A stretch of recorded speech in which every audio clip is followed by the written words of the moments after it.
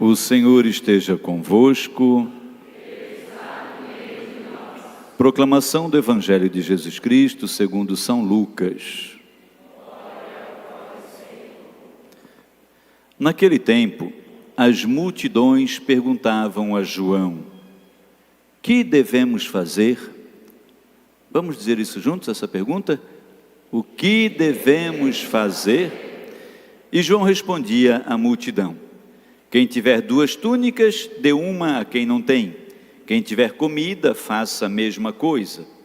Foram também para o batismo cobradores de impostos e perguntaram a João: mestre, o que devemos fazer? E João respondeu: não cobreis mais do que foi estabelecido. Havia também soldados que perguntavam a João: e nós, o que devemos fazer? E João respondia: não tomeis à força dinheiro de ninguém, não façais falsas acusações, ficais satisfeitos com o vosso salário.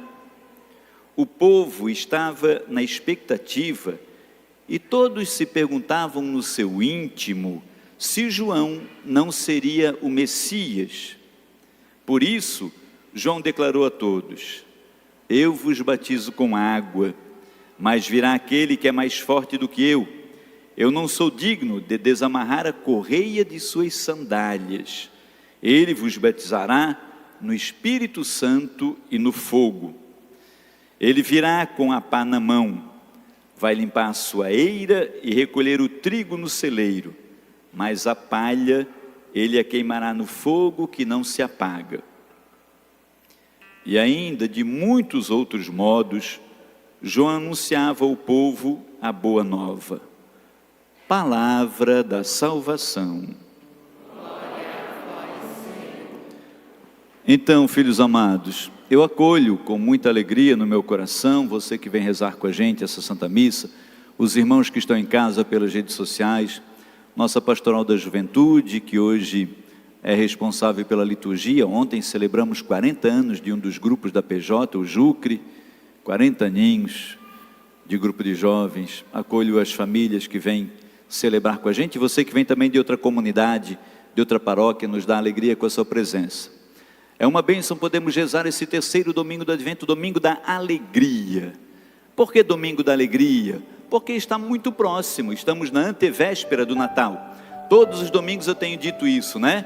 Começamos a preparar o Advento, o mundo está envolto em esperança, o verde da esperança, mas ainda não há luz no mundo. As velas estão todas apagadas. Existe esperança porque já existe o anúncio do Salvador.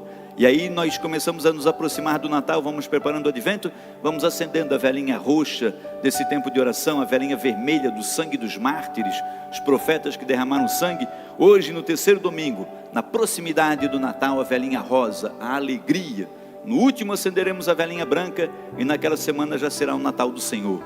A velinha rosa da alegria, porque ela traz para a gente a alegria disso que nós acabamos de ouvir João Batista dizendo no Evangelho de Lucas.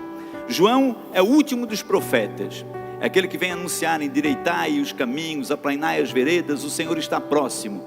E hoje o que é que ele diz para a gente? As pessoas estão pensando que ele é o Messias, e ele dá aquele grande anúncio: eu não sou o Messias, eu batizo com água, mas depois de mim vem alguém muito maior do que eu não posso nem desatar a sandália dele, e ele vai batizar com o Espírito Santo. Essa é uma grande alegria. Nós temos um Senhor que vem para batizar com o Espírito Santo, um Cristo, um Deus que vem e vai nos batizar no Espírito Santo, muito maior do que o batismo nas águas. A alegria disso que nós lemos, filhos amados, na primeira leitura, Sofonias.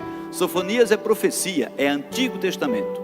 Sofonias é antes de Cristo, é um profeta, ele anuncia. Agora olha, o anúncio de hoje, filhos, é um anúncio para o povo de Israel. É um anúncio para um povo que está oprimido, um povo que não tem muita perspectiva de futuro, e um povo que está recebendo o salário do pecado. Qual é o salário do pecado? A morte. Então é um povo que está envolvido nessa morte, é oprimido, é escravizado, não tem perspectiva de futuro, acha que Deus está longe. Desde que aconteceu o pecado lá no paraíso, o Adão e a Eva desobedeceram a Deus, se afastaram de Deus, o povo caminhava naquela impressão de que Deus não está mais junto. Deus está longe, Deus está distante. Na verdade, o povo errou, o povo pecou, o povo desobedeceu. Quem desobedece, quem peca, se afasta de Deus. E eles viviam nessa insegurança de estar longe de Deus. Aí olha a alegria desse anúncio do profeta Sofonias. A gente acabou de proclamar na primeira leitura, Sofonias capítulo 3. Sofonias vai dizer para aquele povo, para aquela gente, para aquele povo de Israel. Ele diz: canta de alegria, cidade de Sião. Rejubila, povo de Israel. Alegra-te e exulta o teu coração. O Senhor revogou a sentença contra ti. Qual é a sentença revogada? Sentença de morte. O Senhor revogou a sentença contra ti. E o Senhor afastou os teus inimigos. O rei de Israel é o Senhor. Ele está no meio de ti. Nunca mais temerás o mal. Um Senhor que até esse momento havia a impressão de que estava longe, afastado. Agora o profeta diz: o Senhor está no meio de ti. Ele revogou a sentença, a acusação de morte, porque Ele vai enviar um Salvador que vai te religar ao céu. O Senhor está de novo no meio de ti. É motivo de alegrar a gente perceber que nós temos um Deus vivo e verdadeiro, que caminha conosco. Nós juntamos a mãozinha, fechamos o olhinho e falamos com Deus. Isso é grande. Não temas, Sião, não te deixes levar pelo desânimo. Essa alegria do Senhor que não quer nos ver desanimados. Dentro de nós tem um espírito. A nossa carne é fraca, o nosso espírito é forte. Nós chamamos esse espírito de Espírito Santo. E chamamos ele também de alma. Isso, olha que bênção. De alma. A alma é aquilo que anima. Anima. A alma anima. Quando nossa alma não estiver mais no nosso corpo vai estar desanimado, sem alma, e vai ser sepultado ou cremado. Então a alma nos anima. Quando nós desanimamos, a gente vai quase que dizendo que nós estamos sem alma. O Espírito fortalece, a alma nos anima. A palavra de Deus diz assim: o Senhor teu Deus está no teu meio, valente guerreiro. Não te deixes levar pelo desânimo. Não deixa que a impressão de que você não tem alma, não tem espírito dentro de você. Não se desanime, porque dentro de você tem um espírito que é forte. Ainda que o corpo seja fraco, a carne seja fraca, mas há uma alma posta por Deus em você, um espírito para te edificar, te fazer forte e vencedor. O valente guerreiro que te salva, ele exultará de alegria, exultará por ti entre louvores, como nos dias de festa. É esse tempo, é dia de festa, dia de alegria. Uma festa maior do que a festa do Jucre de 40 anos, é uma festa de salvação, é festa de gente de Deus. A gente cantou no Salmo: exultai cantando alegres, habitantes de Sião. Nós somos os novos habitantes de Sião, a nova Sião. Ainda é uma Sião peregrina, nós somos ainda igreja peregrina, mas nós caminhamos, nós peregrinamos rumo ao céu, rumo a Sião celeste, a Jerusalém celeste, a igreja de Deus no céu. Então exultai cantando alegres, habitantes de Sião, porque é grande em vosso meio o Deus Santo de Israel. Veja, nós temos que exultar. O salmista diz isso para a gente. É suficiente para a gente exultar cantando alegre, porque no meio de nós é grande o Deus Santo. Então, por exemplo, um exemplinho muito simples que acontece em toda missa. Final da missa, todos comungamos, ou os que não comungam fisicamente, mas comungaram espiritualmente da presença de Deus. Vamos para aquele momentinho que é o momento de ação de graças. Vamos dar graças a Deus. Tem gente que fica assim: o que é que eu vou falar agora? Agradecer a Deus pelo quê? O salmista está dizendo que a gente tem que dar pulo de alegria, exultar cantando alegre, porque aquele Deus que está no meio de nós é um Deus grande, é Deus Criador, é Deus Pai. É motivo suficiente de ação de graças dizer: obrigado, Senhor, porque Tu estás entre nós. Obrigado, Deus, porque Tu vens nos visitar. Veja, é Deus Criador, Todo-Poderoso, que nos visita, está entre nós. Exultai cantando alegres, habitantes de Sião, porque é grande em vosso meio o Deus Santo de Israel. Veja, filhos, quando nós chegamos no texto do Evangelho, então a gente sai da primeira leitura, que é antes de Cristo, e vamos para o Evangelho, que é na época de Cristo. O último dos profetas, João Batista, no texto de hoje, ele está lá no Rio Jordão batizando as pessoas. Batiza com água para o perdão e para a conversão, colocando pessoas na nova família que Cristo vai edificar na sua igreja. Esses são batizados para o perdão dos pecados. E eles chegam diante de João, que está batizando, e que é muito menor do que Jesus. Depois de mim virá alguém maior do que eu, de João. E eles chegam diante de João e perguntam: o que devemos fazer? Qual que é a pergunta? Qual que é a pergunta? O que devemos fazer? Nós queremos conversão, queremos mudança de vida, queremos viver essa alegria. O que devemos fazer? Aí, veja, hoje se apresentam para ser batizados a multidão, se apresentam os cobradores de impostos e se apresentam os soldados. Para a multidão, João diz assim, quem de vocês tiver 2 túnicas, dê uma. Quem não tem, dê uma a quem não tem. E quem tiver comida, faça o mesmo. Então, filhos, veja, a esperança desse anúncio, dessa alegria, já está dada pelo grande Deus que habita no meio de nós. Mas não é suficiente a esperança, precisa a nossa parte. Nós temos as 3 virtudes teologais: fé, esperança e... olha, a igreja sabe, fé, esperança e caridade.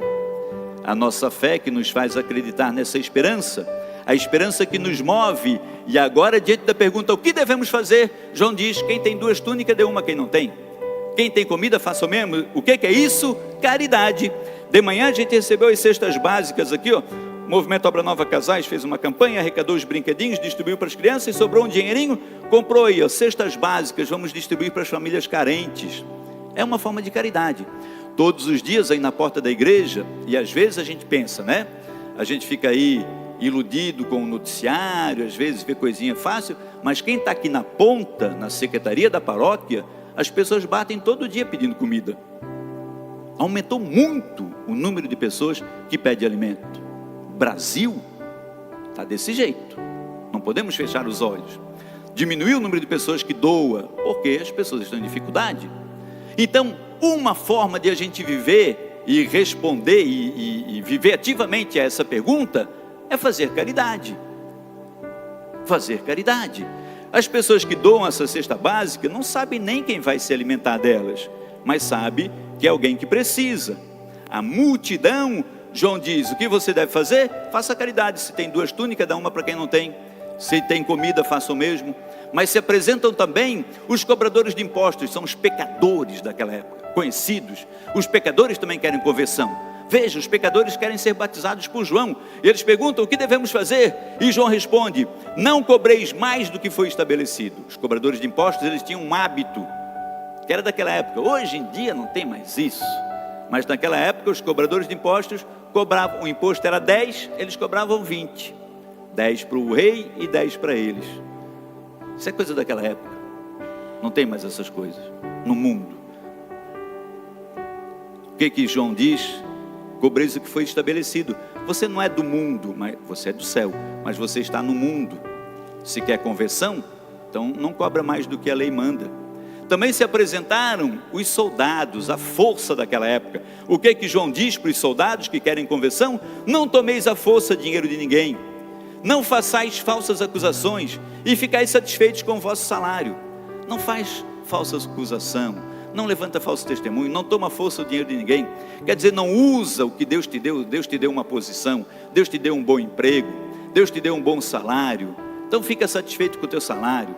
Não faz como umas pessoas de outro planeta, que às vezes tem um salário muito bom, muito maior do que a maioria dos seres humanos, ainda tem vale paletó, vale alimentação, vale garagem, vale não sei o que, e ainda fica fazendo falcatrua para ter mais dinheiro ainda, tirando de hospital, de creche, de um monte de coisa. Então a palavra é clara, existe uma alegria, existe uma esperança, mas nós temos que fazer aquilo que cabe a nós. E aí a promessa é: virá alguém maior que eu que batiza com o Espírito Santo. Então, filhos queridos, estimados da minha alma, saímos do Antigo Testamento antes de Cristo, passamos pelos Salmos, viemos ao tempo de Jesus Cristo com a profecia de João. Agora depois de Cristo, é a segunda leitura, a carta que São Paulo escreve aos Filipenses. Veja que lá na primeira leitura, o profeta ele se dirige à cidade, se dirige ao povo. Cantai de alegria, cidade de Sião, rejubila, povo de Israel. Alegra-te, exulta de coração, cidade de Jerusalém. É um anúncio mais assim, coletivo, mais abrangente. Agora olha Paulo, no nosso tempo, nós somos o povo desse tempo, do tempo de Paulo. Paulo aos Filipenses, ao tempo da igreja, Paulo diz, irmãos, não é mais povo, não é mais cidade, é irmãos.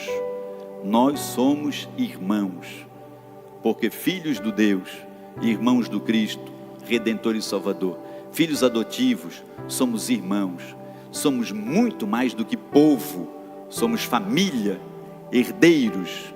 E é para nós que Paulo dirige a palavra dizendo, irmãos, alegrai-vos sempre no Senhor. Olha, isso é uma exortação para esse dia do terceiro domingo do Advento. Alegrai-vos sempre no Senhor. Repito, alegrai-vos, que a vossa bondade seja conhecida de todos os homens. O Senhor está próximo.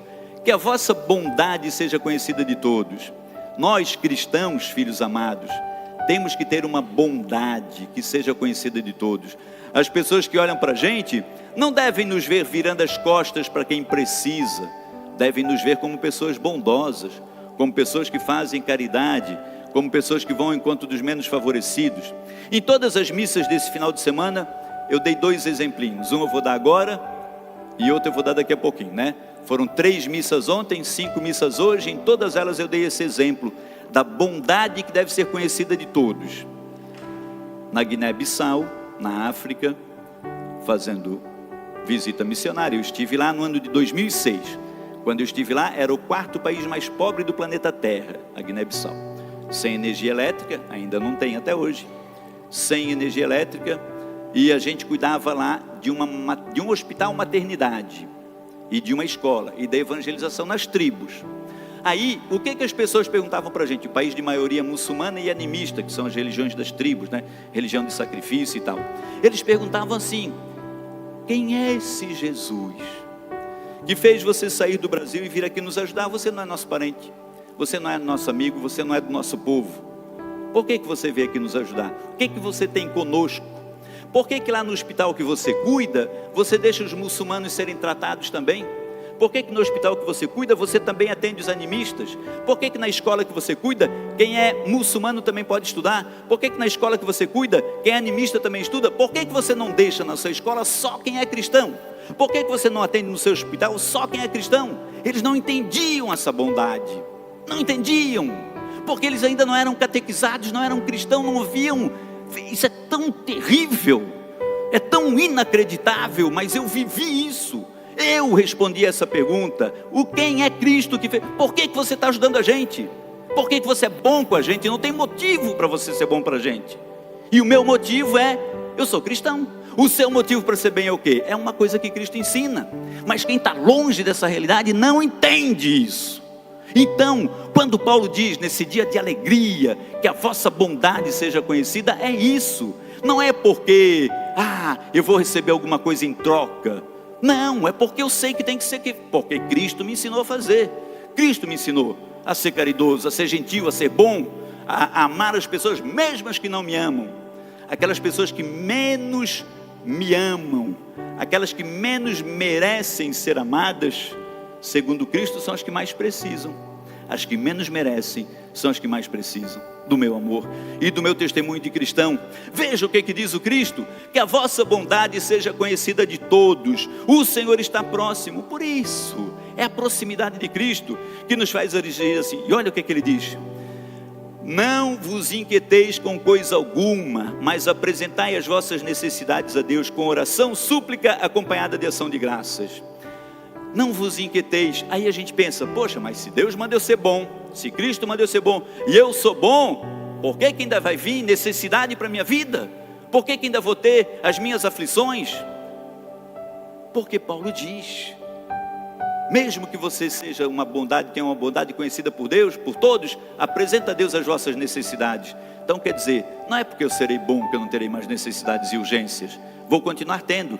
Só que se eu for cristão, se eu confio na graça de Deus, na alegria de ser de Deus, eu vou ter para quem apresentar as minhas necessidades. Eu tenho para quem manifestar as minhas aflições. E também para quem manifestar a minha ação de graças. Para Deus.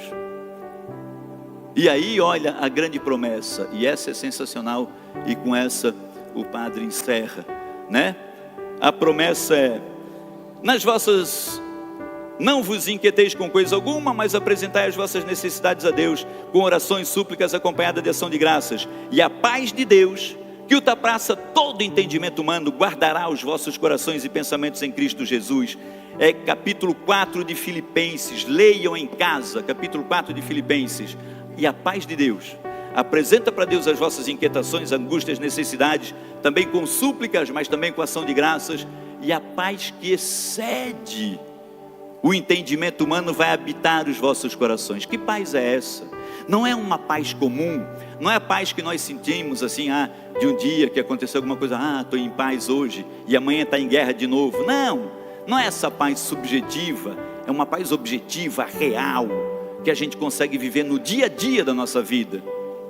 E aí os outros exemplinhos que eu tenho, é naquele momento, por exemplo, que a gente vai num sepultamento de alguém que é cristão e a família é cristã.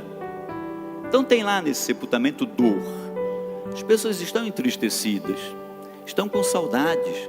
Morreu alguém que elas não queriam que morresse, mas não tem ninguém desesperado batendo no caixão: porque eu quero ir também, deixa eu entrar também, eu quero ir junto. Não tem ninguém fazendo essa palhaçada. Tem serenidade, tem dor, tem tristeza, tem saudade, mas não tem desespero. Por quê? Porque aquela pessoa, aquela família tem para quem apresentar as suas necessidades e aflições. Apresenta para Deus. Então ela entende, mesmo que ela não aceite, ela não queria que aquela pessoa tivesse ido, mas ela partilha com Deus a sua dor. Ela tem para quem apresentar as suas aflições. Então ela não se desespera. A gente vai no hospital levar a unção dos enfermos para os doentes, vai nas casas, tem dor, tem sofrimento, tem dor física. As pessoas não queriam estar ali sofrendo, mas existe serenidade, não tem desespero, não tem murmúrio, porque comigo, porque logo eu. Não, porque a pessoa sabe viver aquilo, entregar em Deus. A pessoa tem, aí, por exemplo, chega num sepultamento desse, e gente que não conhece esse Deus, gente que não consegue partilhar com Deus as suas dores e aflições, vai dizer assim: ui, aquela viúva nem está sentindo falta do marido. Não entendeu, porque a pessoa não consegue entender. É como o menino lá na África que perguntou para mim: quem é esse Deus, esse Cristo, que fez tu vir aqui, tu não tem nada com a gente? Como é que ela está assim, não está nem chorando, não deram nem tranquilizante de elefante para ela ficar calminha?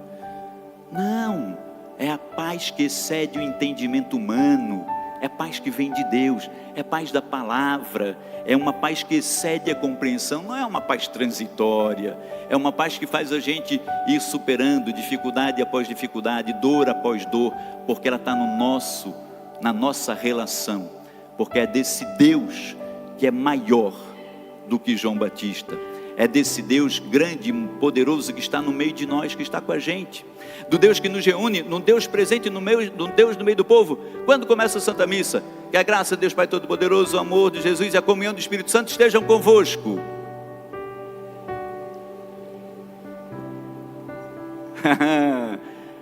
Só não estejam convosco. Bendito seja Deus. Veja, bendito seja Deus que nos reuniu no amor de Cristo. Nós viemos aqui para nos reunirmos no amor de Cristo, quer dizer, Cristo está entre nós, é no amor dele que a gente se reúne. Devia ser para a gente, filhos, uma alegria tão terrível vir na missa todos os domingos, que a gente ia ter que construir igrejas muito maiores do que as que nós temos e não teria espaço. Por quê? Porque a gente vai estar com Cristo que nos reúne. Ora, ontem à noite nós fomos ali no salão, estivemos reunidos em torno dos jovens do Jucre. Sexta-feira estivemos reunidos ali em 400 pessoas na confraternização da nossa força paroquial, das nossas lideranças. Estávamos reunidos em torno de pessoas, e é uma alegria. Agora, muito maior é estar reunido em torno de Cristo. do Cristo que nos reúne. O amor de Cristo, desse Deus vivo e verdadeiro, tem que nos mover, felizes por estarmos na presença do Senhor, felizes por louvarmos, felizes por podermos agradecer a Deus. Alegria, a alegria do Cristo que nasce pobrezinho na manjedoura, a alegria do Cristo que vem todos os dias na Santa Missa, na Eucaristia, a alegria do Cristo que se revela na palavra, a alegria do Cristo que está conosco. É alegria, filhos amados. Alegrai-vos sempre no Senhor. Repito, alegrai-vos, apresentai a Deus as vossas necessidades e inquietações, com orações, súplicas e louvores, e a paz de Deus, que excede a compreensão humana, vai habitar no vosso coração. Essa é a paz que Deus quer nos dar. Não é uma paz momentânea, paz constante. Mesmo na tribulação, na dor, nós temos um Deus com quem partilhar a nossa dor. Repita, compadre: alegrai-vos sempre no Senhor. Diz para quem está do teu ladinho: alegrai-vos sempre no Senhor. Diz para você mesmo: alegrai-vos sempre no Senhor. Diz para o padre: alegrai-vos sempre no Senhor. Oh, meu foi o maior de todos.